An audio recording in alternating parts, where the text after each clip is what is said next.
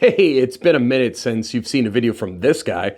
I've seen some YouTube videos where the YouTuber goes on and on about their state of life and before they talk about the product, and it's annoying. So I won't do that, okay? But just suffice to say, because it's been months since I made a video, that this is going to be a lower quality video than I usually make. But I had to make it because there's a Marauder Mini 2 out, and I had to stop everything I'm doing and focus on this because I think this is a really important review I got to make. And this review is going to be a little less quality than I usually make, but you'll still get the good commentary that you expect from me as a flashlight enthusiast. So let's talk about the Marauder 2 Mini, okay? Let's talk about if this is worth something looking at, and short answer, spoiler, it is. It's totally worth looking at. Okay, this light takes this already great light that they had, the Marauder Mini, and it fixes basically every problem I had. Okay, let's take a look at it. Mine came in this awesome kind of Olight Pelican case. It's a hard case here. It's got like a real hinge back here and nice die cut foam. So I don't know if they all do or if this is like, I don't know what's going on. So look it up. I don't know if this is something they all come with, but anyways, that was nice. Okay, so let's take a look at the new Marauder Mini 2 and talk about if this is something that, is worthy of its successor, which it really is. It's great. So first off, I want to state that I have a video online, if you take a look, of a top combo shootout lights for like 2024. I think I did it last year. And there was 3 lights I picked that I thought were the best all-around lights you could possibly make. And I said the Marauder Mini 2 was one of the top 3 in the, on the market. And it did well in my shootout. It was second, I believe. But here's the thing. I think that if this was the light I had reviewed, I think it would now be the #1 light. So that's just a high praise for it. I can't really think of a better combo light right now. This one's amazing. Okay, so let's just jump in. All right, here's why it's so good. Okay, if you don't know about the Marauder Mini 2, it is a combo light, meaning that it has floodlights, it has a spotlight, and it has other auxiliary modes. Okay, now on the new one, they've changed some things around, and on the older one we had, flood and throw and colored modes, and the colored modes were like RGB. Now, I don't know why you would need red, green, blue. I actually don't really. I struggle sometimes to think about that. On the new one, they got rid of the green and the blue, which I am happy to get rid of, and they improved the red channel. So the red it does do is way better. So we'll take a look at that. Another change was you can see the selector switch here. Instead of just being flood and throw on the old one, it's now 3 position. Okay, so it goes top, middle, or bottom.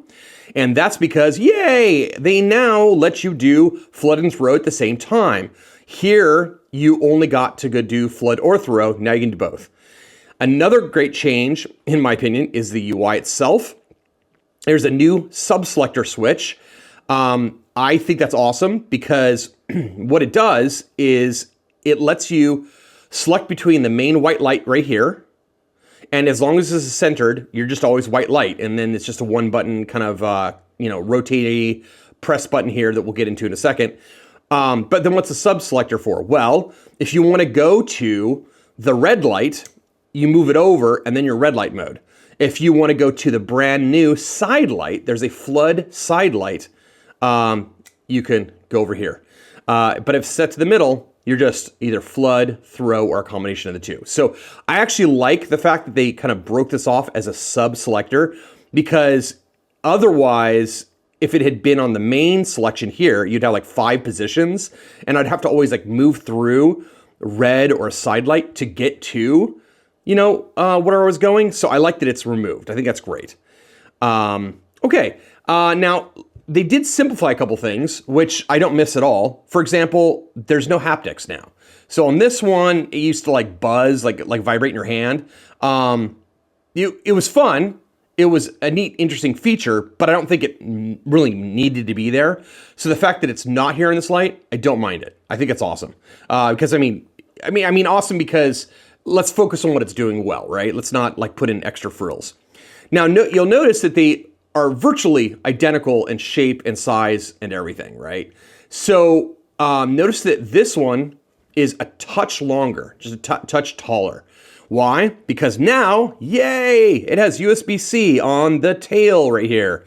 So in addition to the magnetic charging point that it still has, it didn't get rid of that, you can take this waterproof port here, open it up, and in there you can put a USB-C cable. In fact, they no longer include the magnetic charging puck, the MCC. Now they include a USB-C cable in the case, and it's really awesome, actually. It's like a lanyard. I won't bother showing it, but it's just neat. It looks like a lanyard. It attaches to it, and then it unclicks and becomes a USB-C to USB-C cable. So that's awesome. So if I ever heard of, criticisms of Olight, they're usually centered around three factors. Most people agree that they're well made. Most people agree they're well designed. If anybody's ever going to complain, they usually say, well, I don't like they use proprietary batteries. I don't like that they use proprietary charging. And then they sometimes people get on the fact that they don't like the emitters that they use. Okay, so for the first two, they've just solved it, okay? Because the battery that's in here, which is a 32650, is a like dipole on one end battery. So that's a proprietary battery. However, if you take a button top 32650, a standard one, and stick it in here, now I shouldn't say this without testing it, but I looked and looked, I couldn't find a battery this large. I'm like 90% sure that if you put a standard battery in here, it's gonna run.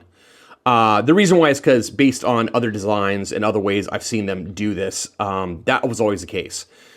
So why does it even have the proprietary battery? I believe to allow it to use the magnetic charging at the bottom. That's what I've seen in past lights. But again, I don't think it's a big deal either way because it comes with a battery, and the battery is really high quality. But if you're worried about planned obsolescence, if you're worried about the future, I think it's great that most of their lights these days you can just use standard batteries in them. Now, secondly, people say, "Oh, I don't want to carry the MCC, the magnetic charging puck. I don't like that I have to carry an extra cord." Well, now no longer, right? You got USB-C right here. Bingo, bango. And then the last one is about the emitters. So the story hasn't changed a lot, but I think it's changed better. It's gotten better. So I'll show you on a wall in a second here that there's less tint shift, and I think that the overall tint is slightly better on the new one over the old one. So I don't know if that's a tint lottery thing, or if they're trying to kind of, think about their binning a little more. But it was improved, so that's awesome. Now, I also want to state that they're not high CRI and they're not warm, because a lot of people want that kind of stuff. But, this is a jack of all trades light, and, they're looking for high efficiency and they're looking for high output. So it's to be expected that there's going to be some concessions, and I think cool white, which is what it is, it's about 6,000 Kelvin color temperature, and low CRI at 70 totally makes sense to me. So that's just what it is. It's the nature of the beast here. All right, so that's the improvements, right? Is that they've addressed those things I just spoke about, and there's one more thing.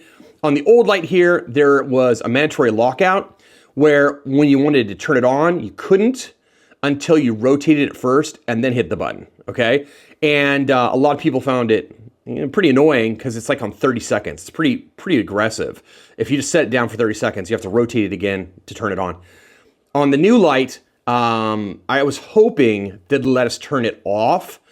The lockout is not able to be disabled as far as I know, but in the manual, it tells you how to change it from the rotate to unlock to just a press and hold. So right now you'll see it's not going to do anything. It's locked out.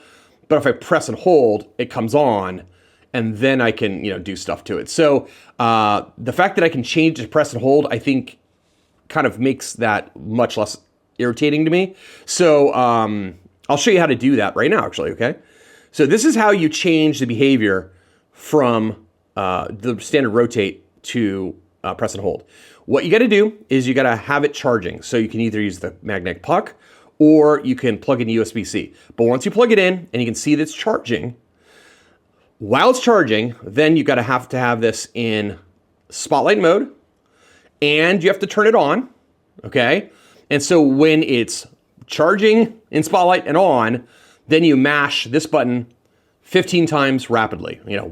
Like this, 1, 2, 3, 4, 5, 1, 2, 3, 4, 5, 1, 2, 3, 4, 5, like that. Now, I don't have it plugged in, but if you did, the main light is going to either pulse once or pulse twice, the spotlight will. And once indicates that you want rotate, and twice indicates you want press and hold. So go for the 2, it's improved. It's much less irritating to me now when I press it. See, like right now, look, it's already locked out. Okay, so this rotate, I don't know why it's so annoying, but it is. But pressing and holding seems less annoying to me. So that's awesome. Okay, now let's take a look at what the light actually does. Okay, functions. So, again, we got down here, there's flood. You can see all the channels on. Now, I want to say that the new one has smaller optics on the flood channel and more lights, because you can see there 10 of them are lit up, where over here, some of these were color, so there was only 6 and they were larger. So what does that mean? That means this is going to end up being a floodier light. So it's getting better at what it's meant to do. The flood is floodier and the spotlight is more candela, because look, this spheric element in the middle is larger than the one on the right, okay? So I'll show that in a moment after I get done with the operation, but it is actually just better at what it does in both channels. So there's your flood, and then you can rotate. Now, even though it rotates, it is not like a full analog light, meaning that there's still discrete steps. Gosh, I didn't even count them, but I think there's like 9 or something. So there's like a moonlight, a really great moonlight, by the way. Oh, that's such a huge improvement over this one. This one, the lowest it went was like, I don't know, 50 or 100 lumens. Here it goes down to like 1 lumen on both channels. So that's awesome. So there's 1, 2, 3, 4, 5, 6, 7. There's like 9. There's like 9 different levels, I think. And there is a double click to go to turbo, but you can also just rotate to turbo. So it's not hidden. Now, if I go to the front, you'll see that it is on the spotlight, and that's that moonlight for the spotlight. You can see how nice and low it is, and then it gets very intense. Okay, I won't even go all the way up. And then in the middle, so I'm on the spotlight right there, and then in the middle, if I flip it, you'll see now I got the middle and the sides on. That's moonlight so that it doesn't overwhelm the camera, but I can raise it up a little bit here. You get an idea. Okay, so that's operation of the main channel. Now, there is a triple tap for a strobe, and then there's the auxiliary lights. So if you want red, you're going to rotate over here to where it says, there's a little red indicator, and then you're going to turn it on, and looks like it's locked out already. So there's the red side lights. Now, what's great about this is the old one had, I believe, 3 different levels, and it was like medium to like higher is like the range. It wasn't a great range. It wasn't very low. But now it goes pretty darn low to really bright. So let's see here. There's 1, 2, 3, 4, 5. So there's 5 levels instead of 3. So you can see that they improved it. It's red only, as I said. There's no green or blue. I measured this on my Sekonic, and it's about, it looks like 630 nanometers red, okay? So it's like kind of a red, a little more orangey than a deep red, okay? And then over here, that's the side light, and if I hit that on, you can see, let's go ahead and turn it on, you can see there's a little light that actually operates like a mule. There's no optic, it's just embedded in between the folds here. See it right there? And again, press and hold, and it comes on at like a moonlight, and then you turn it and it gets bright. Now, what's so genius about where they placed it is it's like a bedside table lamp, okay? I mean, look at that. That's so great. See the illumination, you can work. So like if you're like, working with something on the road, you need small parts and stuff, this is amazing. And also the fact that it keeps the point of illumination out of your eyes. So it's not blinding you while you illuminate, whatever you're working on. That is great. So really cool. Oh, and the tint on this was super even, super nice. It was cool white and low CRI, but it was great tint. I checked it. Now, I said that the tint was improved over the old one, and it is. So let's take a look at the wall and just talk about how they slightly changed everything for the better on this one. All right, it's been raining for days, so I can't even go outside to show you beam shots without just being in torrential rain right now. Even though I live in sunny Southern California, it is super rainy outside, like it's flash flood warnings and stuff. So I will just have to go inside and you can see the difference. So on the old one here, that's the flood channel right there, okay? Flood. As you can see, it's still kind of throwy. I mean, I'm at a distance of about 5 feet, and you can see that it's still pretty concentrated. Now let's look at the old one here, and there we go. Let me get it onto the main light, actually. Oh, there we go. And notice how much, like, softer it is. See how, well, first off, you notice that this is much brighter, okay? Let me get it, there we go. See now that it's about an appropriate level. So the fact that it goes so much lower is really awesome. So this is the new one. You can see it's floodier. You can see this is definitely more candela and there's a harder stop around the edge. This one, here, let me get, you see how it's, yeah, it's definitely floodier. Now, I am using a cell phone camera for this video for speed, so I don't have the exposure locked out or anything. So you're gonna see the exposure compensation change on my camera, but you can see how it's definitely floodier. Now let's take a look at the throw channel. This is the throw channel for the old one, and that's the lowest it goes. Now let's look at the throw channel for the new one, and that's as low as it goes. That's a huge difference. Now also notice how much smaller the dot on the left is. This is a brighter emitter. I measured it at about 1300 lumens. Sorry. I measured it at 1150 lumens. They say it's 1300. I got 1150, but 1150 and then a smaller dot means more candela. So it's definitely more throw. It's obvious. And the thing's like a freaking laser beam. It is so sharp, so great.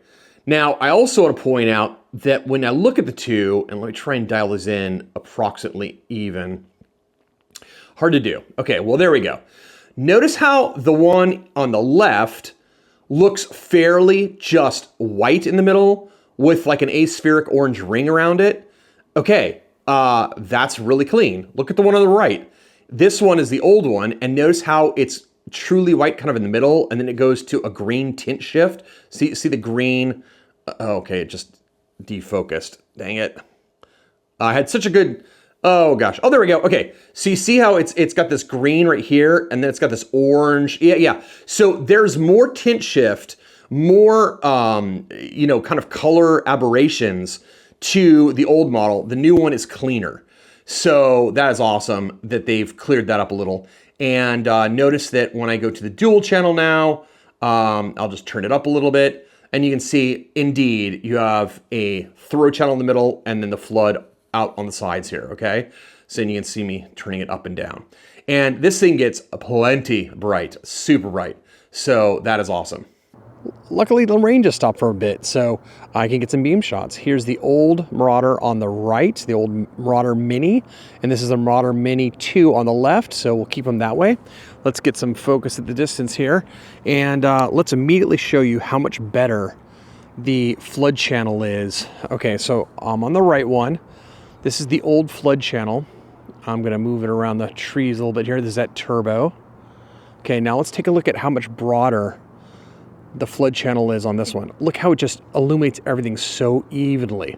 Again, here's the old one. You see it on the left, then the middle, and then the right. And here's the new one. Let's see. Oops, what did I do? There we go. See how much broader it is? It's so much better. Okay, now let's take a look at the throw channel. So we'll do the old one first. Let's start at the lowest here on this tree. And then let's turn on the new one on the left to its lowest. And you can see how much lower. You see, it's so low you can't even see it on the tree. See how it looks like it goes off? It's on. It's just that low. So let's take a look at the difference here. That's turbo on the old one, and that's turbo on the new one. To my eye, it's like twice as bright. Let's look at the end of the street. It's like twice as bright. It's so much brighter, the new one.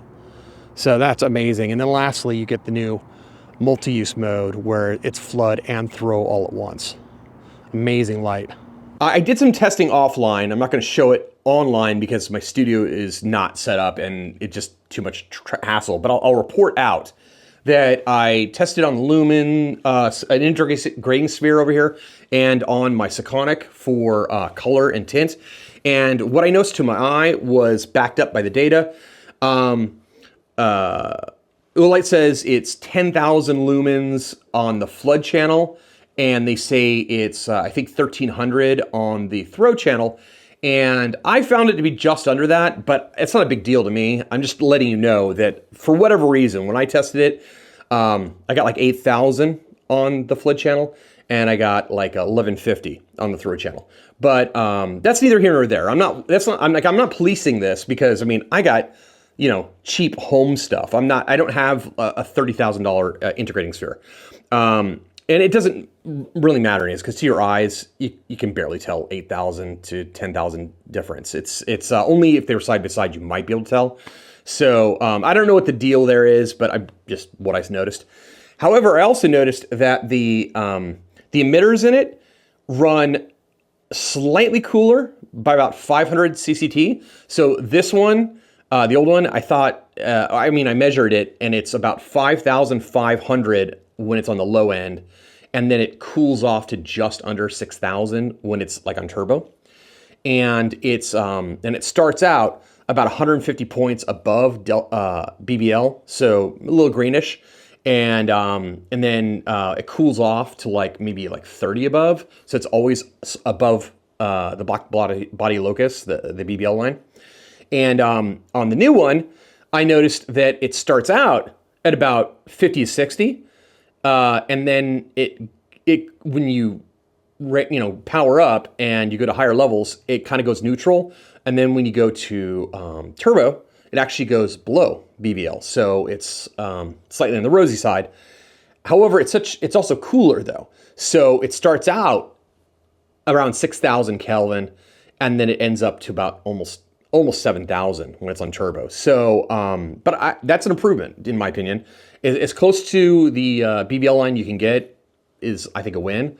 And as I said, the throw channel looks better as well. Now, I'm not sure what emitter they're using.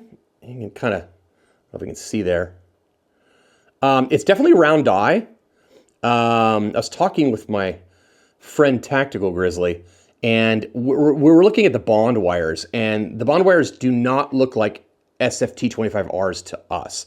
So maybe they're a copy of an SFT25R by Luminous, but it's definitely different than last year's emitter.